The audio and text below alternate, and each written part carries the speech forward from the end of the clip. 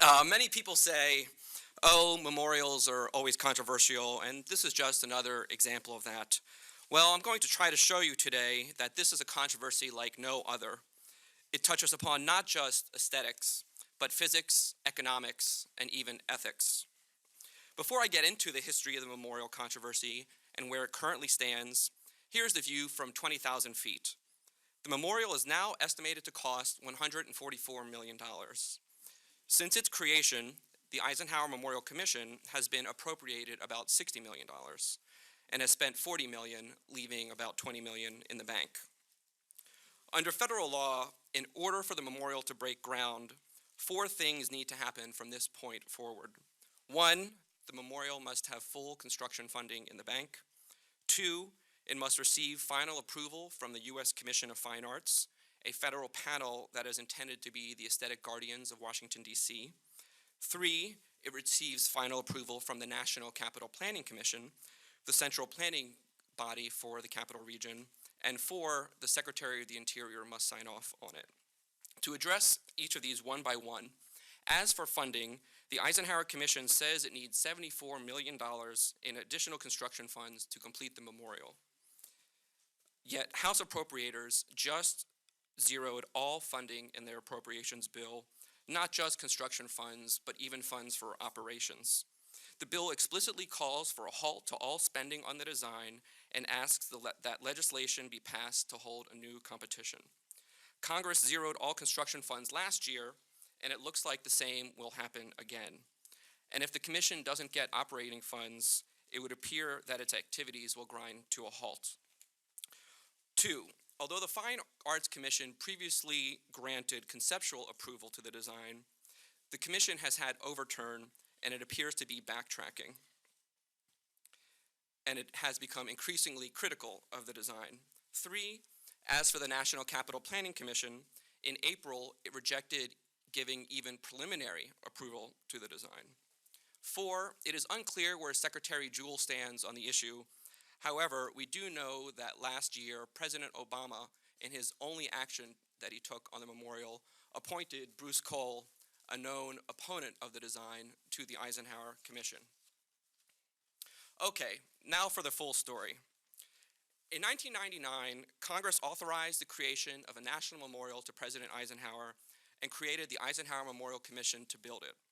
The commission is a bipartisan congressional commission with 12 members, 4 senators, 4 representatives, and 4 presidential appointees. Its chairman is Rocco Siciliano, a 92-year-old businessman from Beverly Hills, California, who was a young appointee in the Eisenhower White House.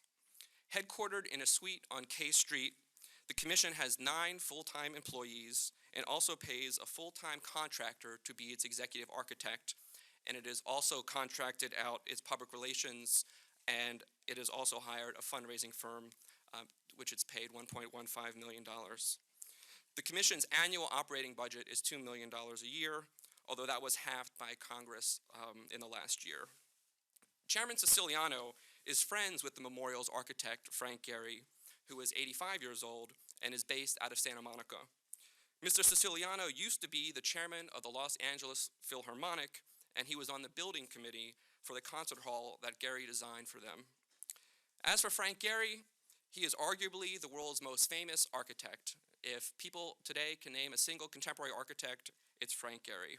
He's also one of the most lauded architects and has won pretty much every prize you can imagine. Some of his works have been great financial successes and successes with the public, while others have been great failures, though that seems to be less widely known. He is undoubtedly extremely cool. He's a celebrity. His work is the kind of thing that's used in car commercials. And if I could have a slide, please. So here is a hat he designed for Lady Gaga.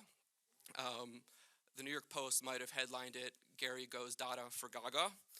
Next slide, please. And here he is with Mark Zuckerberg. Gehry has been designing the new Facebook headquarters in California. I mean, you can see just how cool he is if Facebook hired him. And I should say, to his credit, there are not too many fields where an 85-year-old is considered the coolest person in it.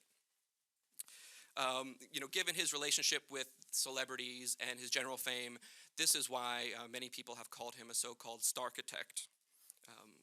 If you could blank the screen, please. Gehry is a leading light among the architectural avant-garde. He is a postmodernist, or if we get more specific, a deconstructionist, and he has well summarized his design philosophy. Quote, "Life is chaotic, dangerous, and disturbing. Buildings should reflect that." In another situation, he said, quote, "I try to rid myself and the other members of the firm of the burden of the culture and look for new ways to approach the work. There are no rules, no right or wrong. I'm confused as to what's ugly and what's pretty." In other words, he rejects tradition in the past, and to some extent, you might call him even a nihilist to the extent that he denies the existence of rules. I do credit for Gehry for being very honest about what he believes in. Furthermore, Gehry has repeatedly stated his rejection of harmony as a principle in architecture and urban planning. His inclination is to clash, to disrupt the urban symphony with a noisemaker. This next slide, please. So here is his famous Walt Disney Concert Hall in Los Angeles that Rocco Siciliano was involved with. This building ended up focusing light rays on nearby pedestrians at temperatures up to 140 degrees, and it had to be sanded down by hand. Next slide, please. Here is his, actually you skipped if you could go back 2 slides. This is his most famous building, the Guggenheim Museum in Bilbao, Spain. You can see just how large it is. There are tiny people just below that sculpture of a giant spider. This museum could fit Notre Dame inside of it. Okay, if you could go ahead. This is his Lou Ruvo Center for Brain Health in Las Vegas. You can think of the joke yourself. Arguably looks like it was designed by a patient. Next slide, please. Here is one of his least successful projects. It's the Experience Music Project Museum in Seattle. Pretty much a total financial failure. Next. This is his own personal residence. This is what originally made his reputation in 1978. What he did, you can see on the inside, is an old pink house, as he called it. He actually called it a dumb house, I believe. And it's in an ordinary residential neighborhood. And he surrounded it with corrugated aluminum, chain link fencing, and plywood. If we could zoom in. Next slide, sorry. So here you can see the plywood entrance, some of the chain link, and so on. Next slide. This is one of President Eisenhower's houses. Next slide. Gehry is not just famous, he is notorious, and he's notorious for his design failures. There's probably no architect living today who is more famous for prior performance problems. This is the building he built at Case Western University. It cost $62 million, and soon after it was constructed, in the winter, dangerous snow and ice was accumulating, and there you can see in the photo some potentially deadly icicles. And turn to the next slide, and here's a news story on it, look out below, and they had to put up barriers so that people did not get hurt by his building. Okay, you can blank the screen, please. This is not the only building by Gehry that's had problems with snow and ice. In 2007, MIT sued him for negligence in the design of their newest classroom building, which cost $300 million. According to the suit, ice and snow was falling off the building and was blocking emergency exits and was putting people in danger. MIT and Gehry settled the lawsuit out of court. The Boston Globe's architecture critic said about the lawsuit at the time, quote, "You know, if you hire Frank Gehry, there are going to be new kinds of problems," unquote. And former Fine Arts Commissioner Witold Rybczynski responded to the critic by saying, quote, "But aren't architects, even great architects, supposed to solve problems, not create them?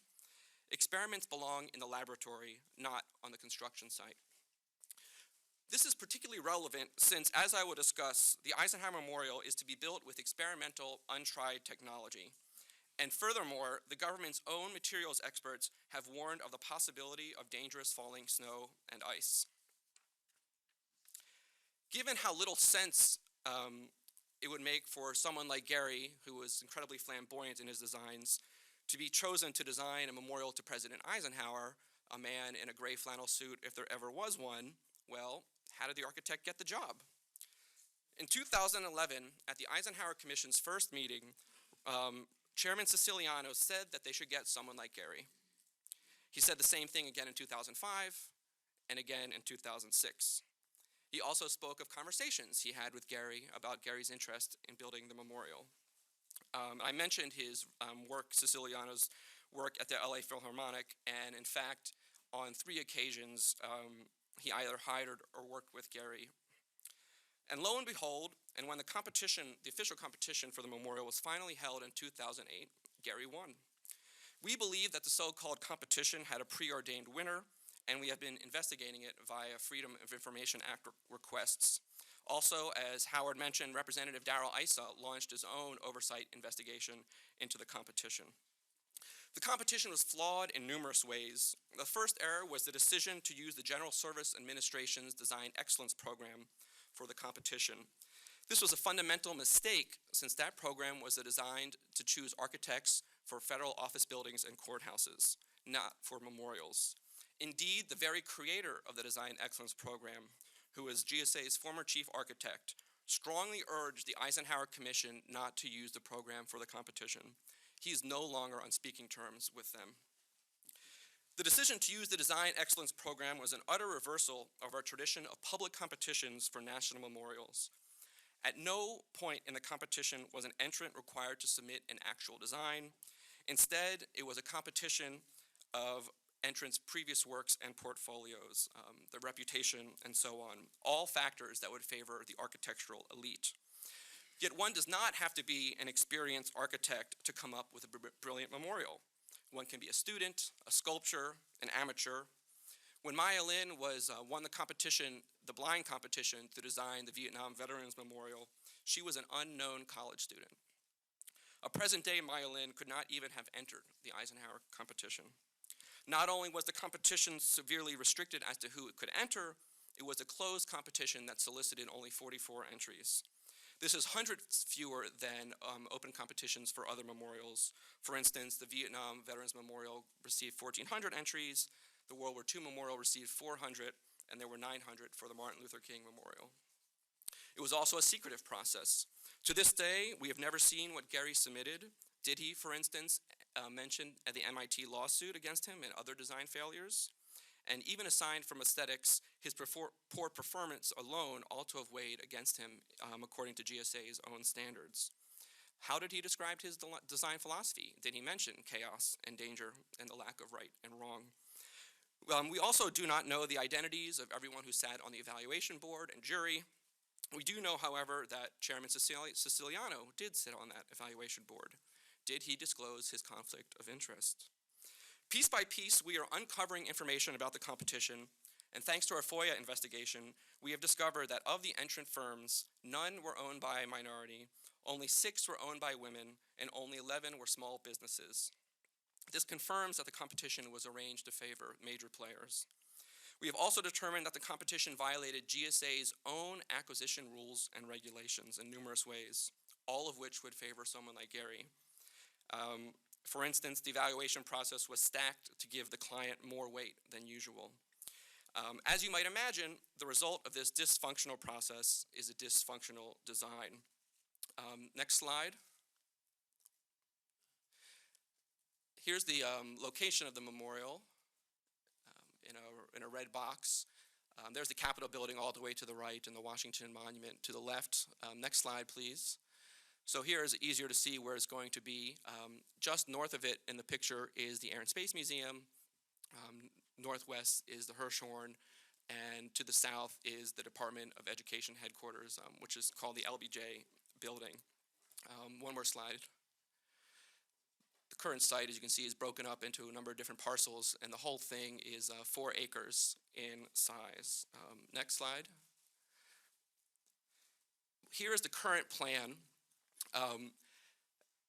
The main feature of the memorial are these giant woven steel tapestries. That's what Gehry calls them. They're tapestries, though really they are more scrims or screens. They are enormous. The one that's in the center extends 447 feet and is bigger than the Hollywood sign in Los Angeles. The side tapestries, or the side panels as people call them, are about 90 feet wide, and each of them are bigger than a basketball court. The tapestries are held up by these so-called columns, but they're unadorned and have no detail. Truly, they're just pillars or pylons. And those columns are 80 feet high by 10 feet wide, which would make them among the largest columns in the world. Next slide, please. Oh, and I should say, go back 1 second. In the memorial core, you can barely make it out here. There is going to be limestone blocks with bronze statues in front, and behind them will be bas-reliefs. And I'll show you an image in a few seconds. Next slide. Here is an image of the memorial in winter. The memorial core has actually been filled in since then, but I like this image because it shows what a ghost memorial it is, as some people have called it, and in fact, even Gehry might have called it that. Next slide. Oh, I should mention that on the tapestries is going to be depicted what is allegedly the landscape of Kansas. There will be trees without leaves, trees in winter. Next slide. Here's an example of, here's a mock-up of the design from actually a few years ago, so it might have changed somewhat since then. As you can see, at places it's very thick, and in other places it's transparent. But you could clearly see that the trees are wintry. Next slide. It's hard to get a sense of just how big the memorial is. This is a scale rendering showing that you could fit the Lincoln Memorial, the Jefferson Memorial, and the Washington Monument in it with plenty of space to spare. It takes up the full 4 acres, which it need not do. Next slide. Here I had someone do a rendering, an imaginary rendering of what the memorial would look like on American currency, which it would be a real possibility. If you notice, it says, "In Gehry we trust" at the very top. And again, there's no there. Next slide. Here you can see the memorial core with the stone blocks to the left and to the right. On the left, President Eisenhower will be portrayed as the president, and on the right as a general. And in the middle, which you can't even see, though it's intended to be the focal point of the entire design, is the president depicted as what they call a young man, but they've also called him more of a teenager. And if we can zoom in, or actually I think the next slide, there's the arrow pointing to President Eisenhower as a teenager. Here's a close-up of that statue. The idea behind this is that it's inspired by Eisenhower's famous Dreams of a Barefoot Boy speech, and originally Frank Gehry wanted the statue to be Eisenhower as a life-size barefoot boy, though the controversy caused him to remove that. Next slide. Now, as you can see, he's unrecognizable as Eisenhower. He's this generic figurine, something more out of a fable or a Broadway musical about to burst out into song. In my opinion, this is a sentimental piece of kitsch that belongs in a snow globe. It's as much a piece of kitsch as the little doggy in the FDR Memorial. Next slide.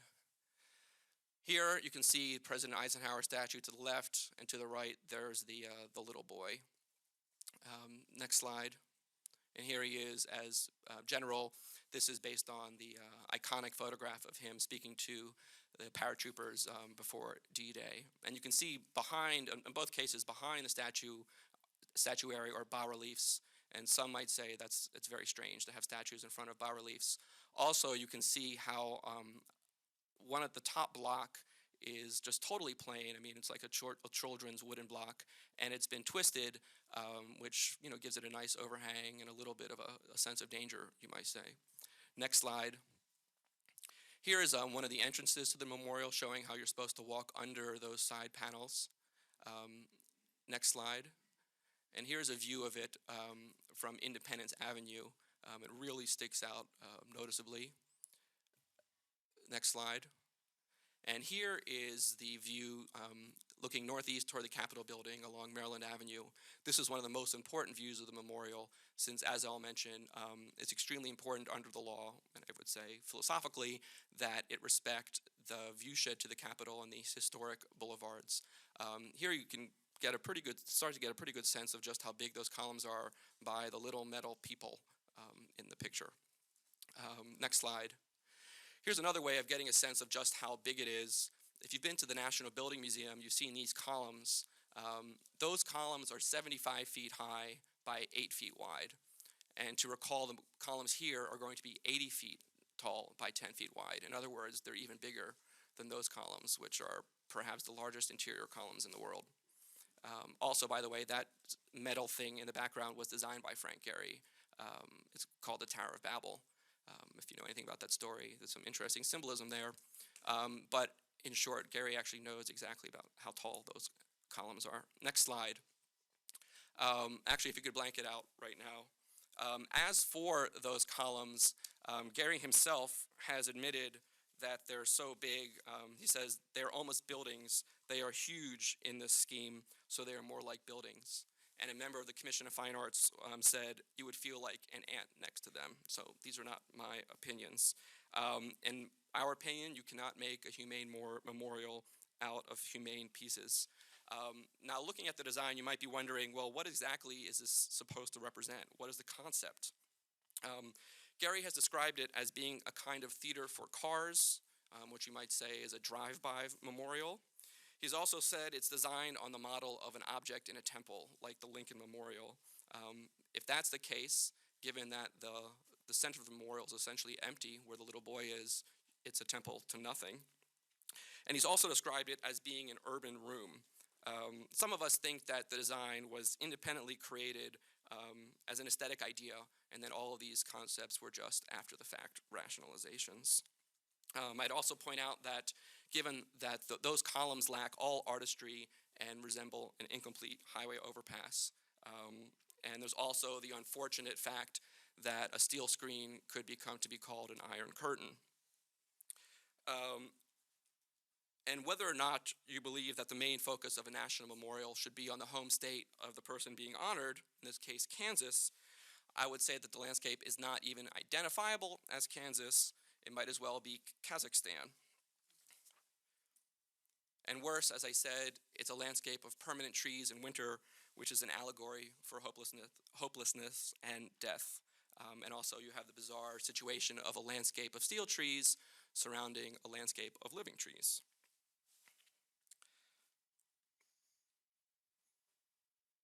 Next slide. So here's an image of some of the tapestry testing, showing how they were expecting that material could get stuck in it, as you might imagine, plastic and so on. And you can also imagine what birds are going to do to the tapestry. In this case, they had to use a power sprayer to remove the trash. They couldn't get it out with air. And of course, power spraying will affect the welds and durability of the tapestry. Next slide. Here's the most recent testing mock-up. This is very recent. If you could zoom in, next slide. In my mind, it looks like matted spaghetti. And the expert from the National Institute of Standards and Technology said that the artistry here looks significantly different than that in the prior mock-ups they had seen. Next slide. Here it is, looking transparent. Next slide. Another view, and next slide. Actually, well, so this brings us to the counter competition that Howard mentioned. This is, I would say, the beginning of the controversy. Our counter competition was run on a shoestring, and these entries are only meant to be suggestive, but just get some idea of an alternative to Gehry's design, which I should have mentioned is, needless to say, not classical. Despite the fact that Washington, D.C. is a classical city whose core buildings of government are classical, and which was a conscious decision of the Founding Fathers, and whose iconic monuments are all classical, the Lincoln Memorial, the Jefferson Memorial, the Washington Monument. Gehry's design doesn't fit with Washington, D.C. whatsoever. It's not even recognizably American. This, by contrast, is an example of a classical design. Next slide. Here's another one, just a simple statue on a plinth, and with the remainder of the site being a park. Next slide. Here is just an obelisk, and here you can see some actual iconography, such as 5-pointed stars. You might also think of pentagons and things like that being put in a memorial, and there's none of that in Gehry's design. There's essentially no symbolism. Next. Here's another design that's an arch, and there might be one more. Here I wanted to include the recent Bomber Command Memorial, which was built in London, since some people think that, oh, we can't build good traditional monuments anymore, and we believe this was extremely successful. Next slide. And it shows how you can depict modern warfare, modern weaponry with traditional bronze in a very heroic and powerful way. Next slide. Okay, I think that's the end of the presentation. So, as Howard said, we had this counter competition, and Susan Eisenhower, the president's granddaughter, attended. In October, Frank Gehry unveiled the design, the full design for the first time, showing the tapestries and also including the barefoot boy. That month, David Eisenhower, who is also the president's grandson, resigned from the Eisenhower Commission. He had been the family's representative on it. The entire Eisenhower family came out in protest against the design, and General John Eisenhower, the president's son, who was also U.S. ambassador to Belgium, wrote a letter objecting to the, quote, extravagant scope and scale, as well as its overall concept. It was not just about the barefoot boy, and in fact, their biggest objection has always been the tapestries and columns. The family's opposition was later seconded by former Secretary of the Navy, William Middendorf, a World War II veteran who knew Eisenhower personally. Then, to be a little bit self-congratulatory, in January 2012, we published this big report on the Eisenhower Memorial, everything wrong with it, and soon after, the controversy exploded. Pundits wrote numerous op-ed pieces, Congress started paying attention, there were letters to the editor, the public started understanding what was going on. Until that point, the memorial was a fait accompli. It was totally under the radar. They would have broken ground probably in 2012, and it would have been probably completed by Memorial Day 2015. In that controversy, Secretary Salazar called for a timeout. One of the earliest opponents was Representative Jim Moran, Democrat of Virginia, who called for a new competition. And Rob Bishop, representative from Utah, who was chairman of the House Subcommittee on Public Lands, later sponsored a bill that would reboot the memorial with a new competition. It also would require that the new design be completed with funds that have already been appropriated. That would, of course, lead to a much more modest design. That bill passed the full Natural Resources Committee, and it passed by voice vote. It has not yet gone to the floor. Senator Inouye, who was vice chairman of the Eisenhower Commission, wrote an internal letter in which he said, quote, given the continued opposition with the Eisenhower family, I question whether we can ever resolve the differences and whether it would be in our best interest to continue moving forward. His letter has completely been ignored since then. To give you a sense of just how much opposition there has been in the press, we created a compilation of, depending on how you want to count, 150 pages to 190 pages of op-eds. And the proposal has been opposed by people of all political and aesthetic orientations. For instance, it's been opposed in the New Republic, as well as by liberals such as Washington Post columnist Richard Cohen. The Washington Post architecture critic, who is as far as a Republican as one can imagine, commented that, quote, the columns have a mute blankness that can be read as Soviet, unquote. Now, it's true that critic later came to support the design, and he supported it because he said it regendered the genre. So if you want Eisenhower to be regendered, this is the design for you. And bizarrely, in its fiscal year 2015 budget, the Eisenhower Commission included that article as an example of support for the design. On the right, the design has been opposed by nearly every conservative publication and by the likes of George Will, David Brooks, and Ross Douthat. Newspapers that have come out against it include the Arkansas Democrat-Gazette, the New York Post, the Washington Examiner, the Kearney Hub of Nebraska, the Ogden Utah Standard Examiner, and so on and so on. Most recently, a member of the Kansas City Star editorial board chastised the Eisenhower Commission for pushing forward despite the overwhelming opposition. In September 2012, Representative Eleanor Holmes Norton, Representative Raul Grijalva, who was ranking member of the House Subcommittee on Public Lands, Representative Jim Moran, and Representative Rush Holt, all of them Democrats, sent a letter to the National Capital Planning Commission in which they complained that the memorial confined the vista along Maryland Avenue and thus did damage to the L'Enfant plan and also undercut the District of Columbia's plans to redevelop the corridor. Mayor Gray also wrote a letter in which he sided with the Eisenhower family. And as I said, President Obama appointed Bruce Cole to the commission. As for appropriations, the last time the Eisenhower Commission received construction funds was in 2012, when it received roughly $32 million. That brought total appropriations to $60 million. For fiscal 2013, the commission had requested $60 million, most of which would have gone toward construction. Congress zeroed the construction funds and appropriated money only for operations. In 2014, Congress again zeroed all construction funds, and it also, in this case, halved the commission's operating budget to $1 million. Consider that Senator Jack Reed, a Democrat, and Representative Mike Simpson, a Republican, are members of the Eisenhower Commission. Both of them are chairmen of the respective Senate and House Appropriations Committees that fund the memorial. In other words, both of them have repeatedly defunded their own project. With friends like that, who needs enemies? It's also worth noting that the 2014 spending bill requested that Gehry work with the Eisenhower family, which never happened, and it also required that the commission provide information on its fundraising efforts. That forced them to disclose that it had spent $1.15 million on fundraising and had received $450,000 in donations, thus a fundraising deficit of $700,000. The commission blamed the disastrous fundraising on the controversy, the Eisenhower family's opposition, and what it said was unbalanced and misinformed media coverage. So please take note, reporters in the audience. The commission had previously said it intended that the memorial be built with 20% private funds.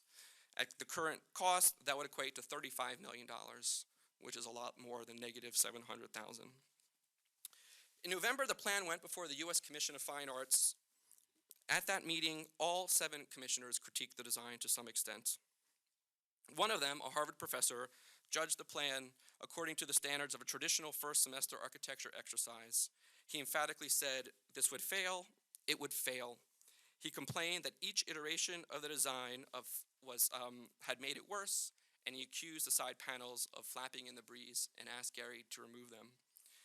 He also objected to the first impression one would get of the memorial when approaching it from Independence Avenue. He said that the columns sticking out might be, quote, gigantic chimneys that might be disguising an underground power plant.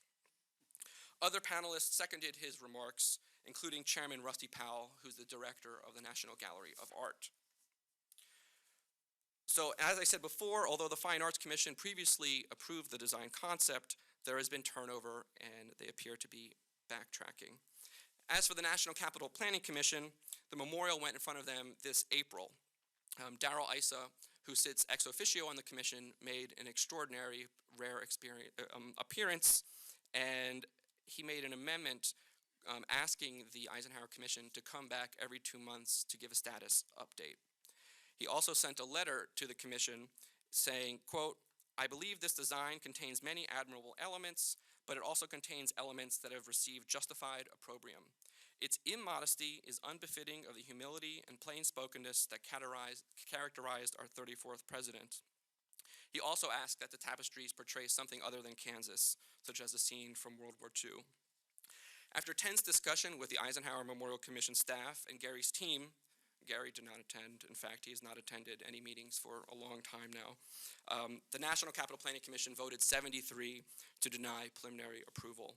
They found that the design runs afoul of the National Capital Planning Act and the Commemorative Works Act, since it violates the integrity of the L'Enfant and Macmillan plans for the city. And in particular, it violated them by doing great damage to the viewshed and the historic right-of-way along Maryland Avenue. They fundamentally blamed the scale and configuration of the tapestries. I should say that the aforementioned doesn't quite capture just how bad the meeting went for Gehry's design. It appeared that 2 commissioners will not support the design with those columns in any configuration. One of them called them big bad bollards and said they were fit for an highway overpass. Another commissioner said the columns are overwhelming from a human scale, and the design is like being in a movie theater being too close to the screen. The Eisenhower Commission says it will return to NCPC in September, and they've also said they plan on holding a full commission meeting. The last time they did so was last summer, which was before Bruce joined and long before so much of this bad news occurred. Okay, that brings us up to the present. In its 2015 budget request, the Eisenhower Commission asked for $2 million for operations and $19 million for construction. As I mentioned earlier, the House Appropriations Bill zeroed all funding whatsoever. The bill specifically cites the National Capital Planning Commission vote and then states, quote, "The lack of consensus on the memorial design is troubling. The committee urges the authorizers of jurisdiction to work expeditiously on legislation to authorize an open, public, and transparent redesign process. In the interim, the committee directs the Commission to cease all expenditures relating to the current memorial design. The committee further directs that future monthly expenditures by the Commission are limited to essential daily operations. Lastly, the committee directs the Commission to submit to the Committee on Appropriations a monthly report on all expenditures from amounts previously appropriated." Well, the House cannot get much clearer than that. This is not a shot across the bow. It's going for the kill. In its press release in response, the Eisenhower Commission said basically this is no big deal, and claimed that the memorial had actually gained ground over the last year. By contrast, for a while now, Gehry has been much more honest about the memorial. He said back in November that he was unsure it was going to get built, and he said more recently that it's been a trying time. Well, I hope I've made clear what a fiasco this has been and why this design will never get built in any shape or form. The challenge is how to stop the Eisenhower Commission from spending down the $20 million they still have in the bank. We need that money for a new open competition and a new design that will actually get completed. Unfortunately, Rocco Siciliano remains intransigent, and the commission staff is telling Congress and the public that there's no problem here. And presumably, that's what they're telling commissioners. But the commissioners appear to be learning the truth nonetheless. Senator Jerry Moran of Kansas is one of those commissioners, and he said in response to the recent House budget that the project is not on track if there are not additional appropriations. He said that members of Congress need to be comfortable not only with the design, but with the commission and its work. To conclude, this design is dead in the water and sinking. It's burning fuel and running out of provisions. Both the Fine Arts Commission and National Capital Planning Commission are drilling holes in the hull, and the House has launched a torpedo at it. The captains of the ship, namely Chairman Siciliano and Gehry, are, like Captain Ahab, willing to go down with the ship. What we need is a mutiny. Save the supplies, scuttle the boat, and abandon ship. It is time to find a new craftsman to design a beautiful, inspiring, and seaworthy masterpiece that will quickly reach its permanent destination. The USS Eisenhower, you might say, will then do justice to its namesake and be the pride of the American people.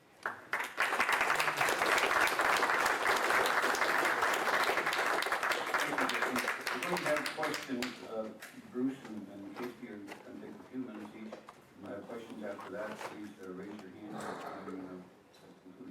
think, Bruce, you're next.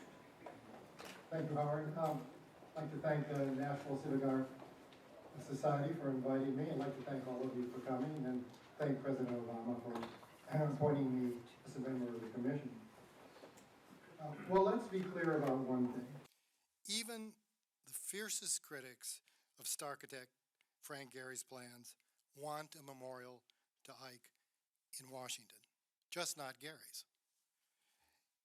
Can I have the first slide, please? There's a photograph of Ike, not too well known, when he returned to Normandy 20 years after D-Day. A great American, Ike was the supreme commander of the Allied forces that defeated the Third Reich, liberated Europe, and destroyed a criminal empire that had enslaved millions. He headed NATO, was president of Colombia, and served 2 consequential terms as president of the United States. Through all this, he never lost touch with his Kansas roots. He was a model of modesty and decency. If you haven't been, I recommend a visit to his hometown of Abilene to see the humble house where he and his brothers grew up and the simple chapel where he and Mamie rest. Thus, to me, and to many others, it is inconceivable that Gehry's total inappropriate and gigantic plan for a 4-acre site studded with 10 8-story silos and huge metal screens is still on the drawing boards over a decade after it was unveiled. We can only guess what Ike would have thought of it. Gehry's plan contains no attribute of a great memorial. But what are these attributes? Well, a presidential memorial must elevate and must give the visitor a sense of why its subject is worth remembering. The 3 other presidential memorials in Washington, the Washington, Lincoln, and the Jefferson, do exactly that. For example, to enter the Lincoln Memorial, the visitor must ascend a series of broad steps, creating an immediate feeling that at the top there will be something important. Next slide, please. And indeed there is, the brooding statue of Lincoln dominating the chamber in which it's placed. This creates a sense of monumentality and importance. The subjects of other great memorials call for a different approach. Next slide, please. For instance, Edward Lutyens' cenotaph, a memorial to the nearly 1 million British troops lost during the First World War. The cenotaph, an unadorned obelisk onto which the visitor projects his or her feelings about ineffable loss and mourning. On the day it was unveiled, the cenotaph was visited by over 1 million people and has since become the national shrine to the First and Second World War. Next slide, please. Maya Lin's Vietnam Memorial, which was certainly influenced by the cenotaph, is similarly unadorned and stark. A ribbon of black stone in which the visitors see themselves reflected amongst the name of the fallen. And again, elegant, simple, and perfectly fitting the event it memorializes. So, a memorial does not need to be grand, complicated, or boisterous to memorialize a person or an event, no matter how complex. In fact, often the simpler and less complicated, the better. Next slide, please. Just have a look at this memorial to the women of World War II in London. A simple block of black stone on which hang uniforms of the various services. Like the Lincoln Memorial, the cenotaph, and the Vietnam Memorial, it works because it's fitting for its subject. The plans of all these monuments make them timeless. Most have an association with the architecture of the past, and in none is evident the ego of their designers. None of this can be said about the Gehry plan for the enormous Eisenhower memorials. 3 Lincoln memorials and the Washington Memorial can all fit into its colossal site. Next slide, please. Just speaking about colossal, I just wanted to show you this as an aside. Roosevelt was sitting around with members of his cabinet, and he said, you know, I would like to be memorialized by a simple block of stone no larger than my desk in the Oval Office. And some years later, his friends erected it where he wanted, in front of the National Archives. So what we have, and Gehry's monument is part of that, is monument sprawl.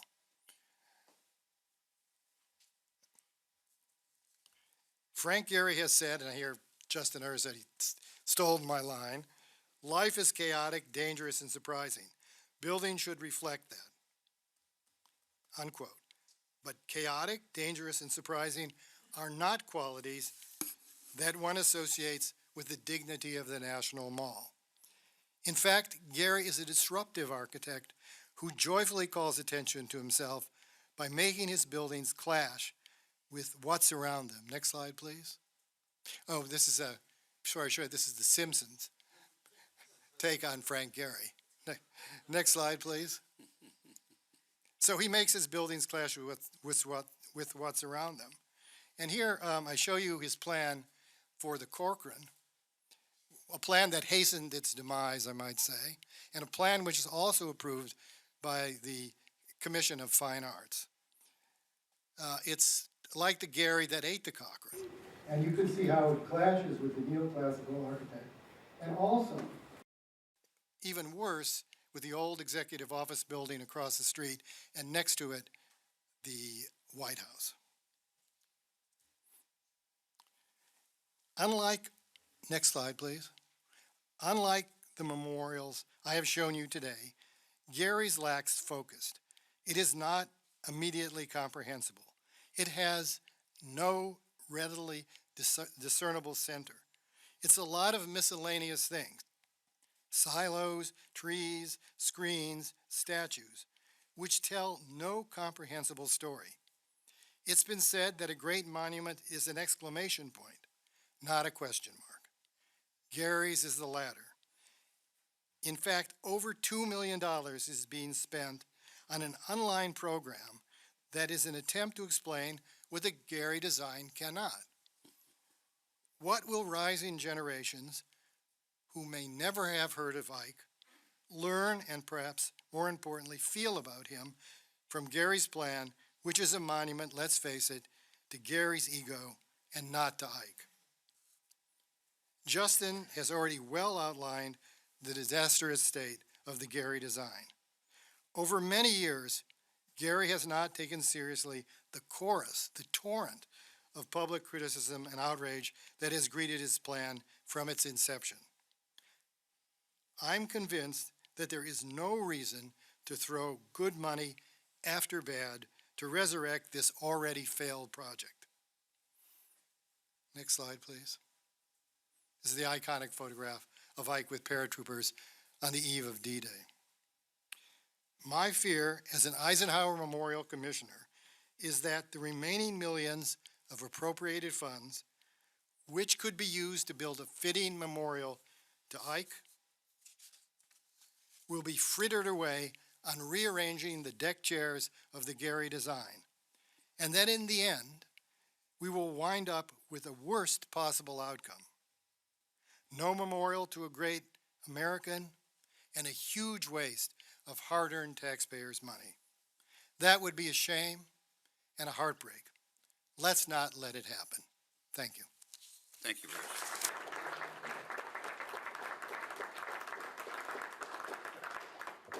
Casey, you're batting cleanup, and we'll go to Q&A after you're done.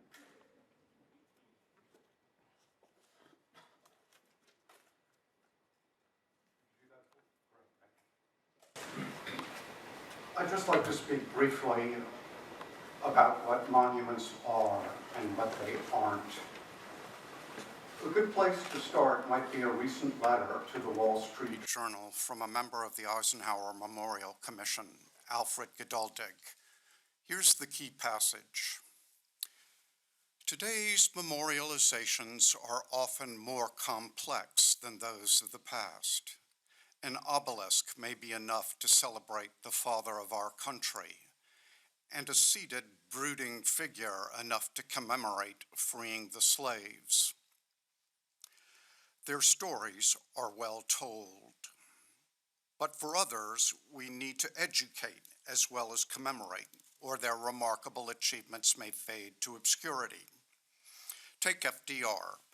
Space is needed to tell young audiences that he brought America through the Great Depression, initiated extraordinary social reforms, and led the nation through World War II. Even more complex is the Eisenhower Memorial, which Congress mandated should commemorate him both as general and president. Somewhere in this writer's imagination, there is a mysterious dividing line requiring a memorial narrative of Eisenhower's wartime leadership, or FDR's, but not George Washington's. Maybe our memorials would be better off without that dividing line. More to the point, the Washington Monument and the Lincoln Memorial do not tell stories, as Mr. Geduldig suggests. That is one big reason they are good monuments. They operate at the symbolic level, not the narrative or documentary level. In a very abstract way at the Washington Monument, figuratively at the Lincoln Memorial, these monuments make their namesakes present, and they do so as an expression of gratitude on the part of the nation that erected them. Those monumental presences are meant to inspire, not to educate. This portrait statue, next slide please, at the FDR Memorial in West Potomac Park tells us FDR was a cripple. I'll leave it to you to decide whether it's educational, but inspire it doesn't. Monuments are concerned with the symbolic evocation of the person, ideal, or event they honor. When they drift off into narrative or storytelling, they lose their focus spatially and conceptually as the pathology of memorial sprawl sets in. The FDR Memorial thus sprawls over 7.5 acres. It gives us the famous quotation, "The only thing we have to fear is fear itself," along with too many other quotations, but fails to artistically portray the moral and physical courage that inspired it. That's something a true FDR monument might have done, and that would have been quite sufficient. Next slide, please. What we have instead is a historical theme park. The proposed Ike Memorial belongs to the same species, with an unfocused, overloaded, symbolically hamstrung design. Even the multimedia crutch of a mobile phone app figures in the program. You can have a good memorial, or you can have a commemorative theme park, but you can't have both.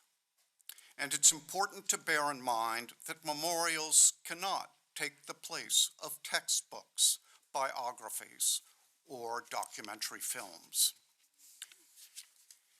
Is it really that challenging to commemorate Ike as both general and president, as Mr. Geduldig avers?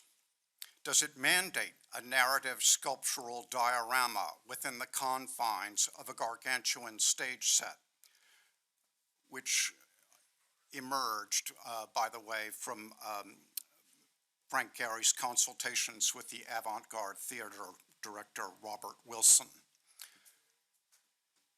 decked out with regionally themed plantings? Maybe not.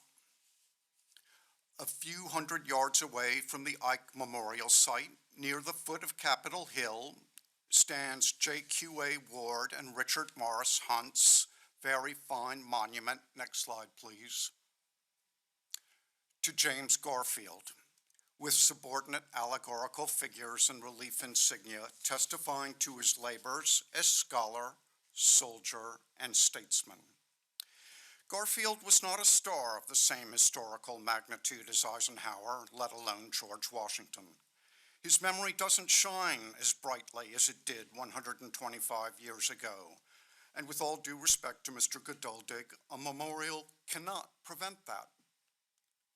Yet the Garfield Monument, whose design interacts so astutely with the Capitol Dome, builds on the great civic art legacy that makes Washington the city it is. Even if fewer people make a point of visiting it nowadays, it forms part of the ideal background to the life of our nation's capital. Still, the Garfield Monument does raise an important issue. It is set within a traffic circle in the titanic landscape that is the Mall, It wasn't designed to serve as the civic focal point of an urban precinct. The Lincoln Memorial, with its grand stairs and the adjacent reflecting pool, is of course a destination in a more ample sense than the Garfield. There, after the powerful experience of exploring the memorial, you can relax for a stretch, sit on the marble stairs, take in the magnificent axial view along the mall, stroll alongside the pool, see and be seen. The Lincoln Memorial thus overrides our national tendency to isolate many of our monuments in vast expanses of park, as in the case of the FDR Memorial. Next slide, please. Here, in contrast, is a great American monument, the Soldiers and Sailors Monument in Indianapolis, which serves as the civic focal point not just of a thoroughly urban space, but of a downtown, a city, and indeed an entire state. To be sure, the Ike Memorial won't be as grand or centrally located as the Soldiers and Sailors, but the fact that its site is not on the mall could prove advantageous. To get a really good Ike Memorial, we need to think carefully about its urban context.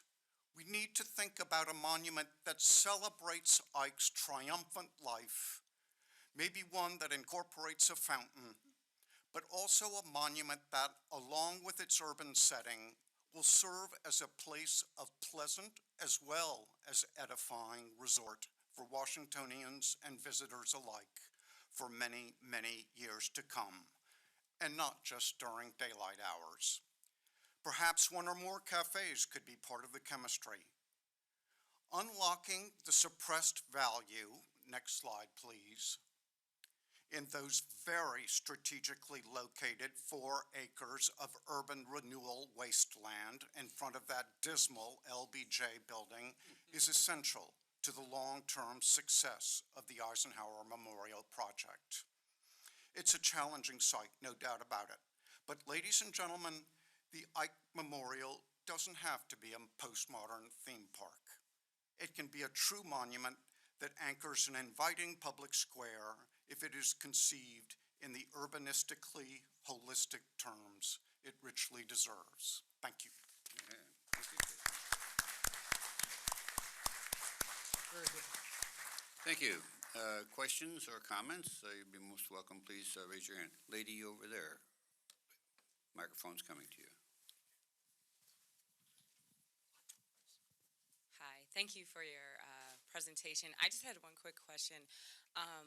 I know just from kind of looking into this or studying it before, it seems as though the main issue, although you've laid out several, is with the columns and the tapestries. And so I guess my question is, if those were reduced in size or removed, would you have a different view on the project? You want to take that, Justin, and Casey, maybe a comment? Well, realistically, there's no way they're going to be reduced in size. There is the possibility that Gehry might remove the so-called side panels as a last-ditch hope to get through the National Capital Planning Commission. In that case, really, the concept, in my mind, falls apart completely. He recently doubled down on the idea, on those side tapestries, saying they're essential to the project, but it could be the case that he wants to get it built at any cost. I would say that even without the tapestries and columns, and I've laid out some of the reasons that they're bad even they would be bad even at a smaller scale. I object to the memorial core for some of the reasons that have been addressed. You might say that, as one critic put it, a memorial is not a biography in stone, and yet here we get this tripartite Eisenhower as the boy, as the general, as the president. It would be as if the Lincoln Memorial had, Lincoln splitting logs, then debating, who was it, Stephen Douglas, and then becoming president. It's just too much. It doesn't make any sense. And then you can get into the artistry, which I'm not a fan of. And then, of course, there's the boy himself, which I'm really not a fan of. Yes, sir, in the back. Can I just Oh, sorry, Bruce. Go ahead. Well, if he pulled away all the elements, but the central core, he would violate his own rationale for the monument, which he sold as an urban room that encloses on three sides the statues. And so if you start pulling away pieces, his whole conception of this is negated. Hi. Lady here first. Carrie Devra. I'm known under two hats, but in this room I'll talk under God and the Temples of Government. I've been archiving the Capitol and its images and monuments for about a decade now, and my work's been written about, so I have a little bit of creds when it comes to the points I've listed. One, the immediate obvious may be that the problem is the commission in replacing them. They seem to be approving controversial artists. Two, it's cheap to have an idea, but building a monument today is one cost. Affording it down the road is the real cost. And I constantly am visiting sites and updating my notes and hearing their financial struggles. Mount Vernon, the Smithsonian.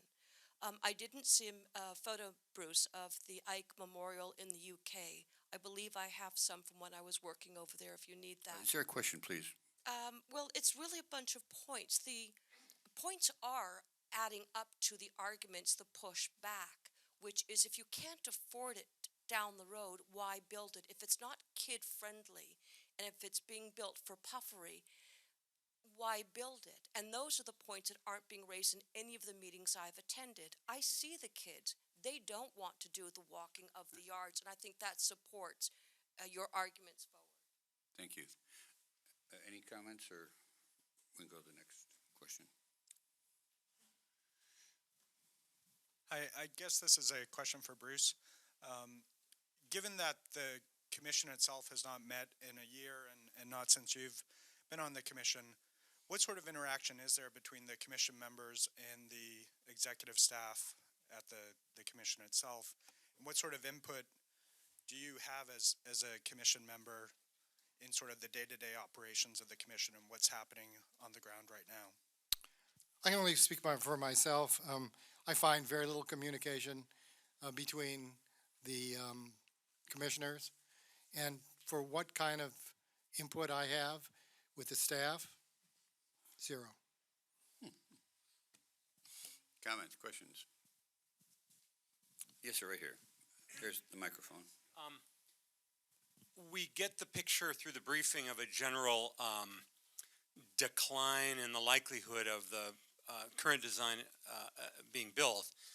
At what point will we know that the scheme is dead? What's the thing that that this group is looking to see happen, essentially where we drive the stake into the heart of the beast and know it won't revive? Well, that's a good way of putting it.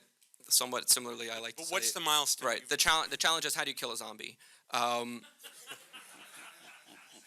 It could be that if the Senate agrees with this House Appropriations bill, to my mind, it's done. The design is done. Now they could, put back $1 million for operations, and it would still, live another day. But that is one way to do it.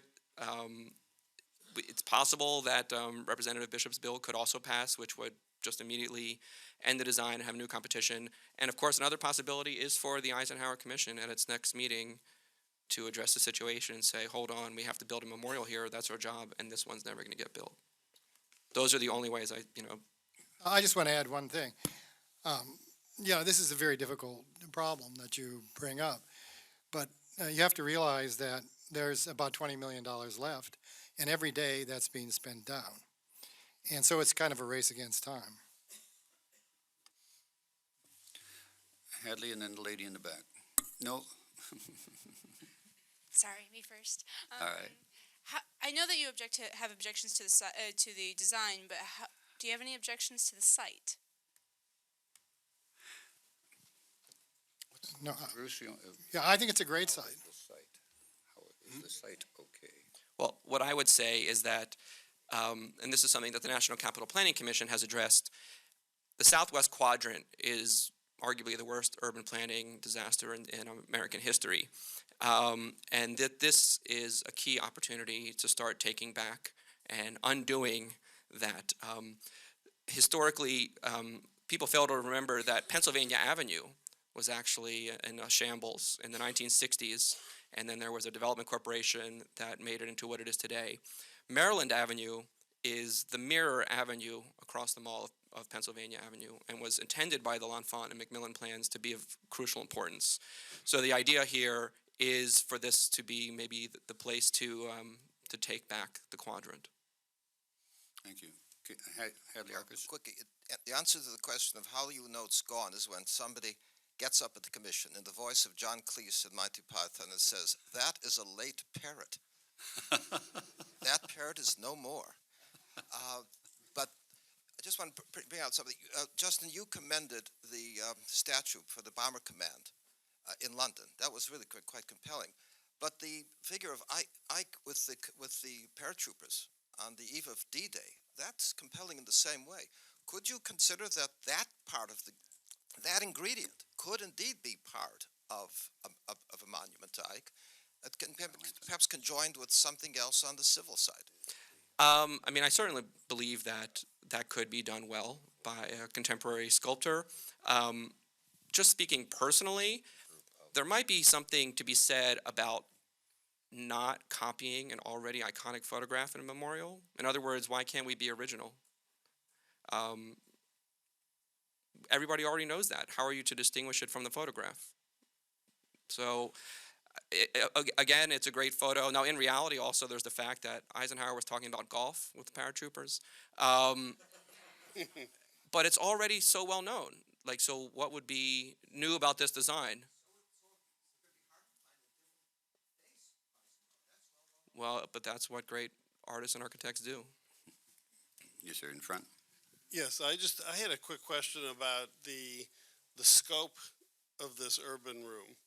I mean, when you looked at like the Cenotaph and other much simpler memorials, does it need to be this big? I mean, does it need to take up the whole site? It really shouldn't take up the whole site. It should be the focus of the site. But there's been a discussion along the line,